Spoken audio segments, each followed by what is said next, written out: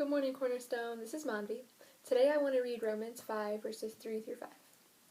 And not only that, but we also glory in suffering, knowing that suffering produces perseverance, and perseverance character, and character hope. Now hope does not disappoint, because the love of God has been poured out in our hearts by the Holy Spirit who has been given to us. Now it might seem a little backwards.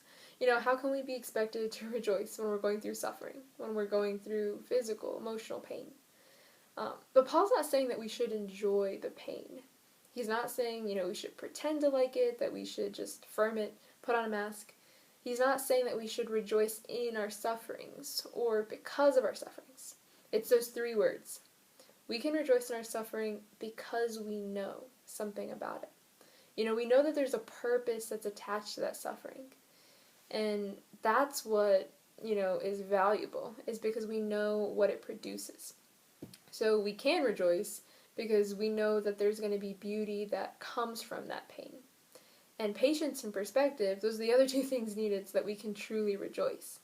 Because if we have that perspective, we have that character and hope built up, then we can actually experience that love of God. And that brings us hope. And that's the other thing I love in verse 5 that says, that hope from God, it does not disappoint. And that's amazing. That's like having a lottery ticket and knowing that it's the winning ticket. It's the same thing. Like, we have hope in God, and we know that that hope is not going to disappoint.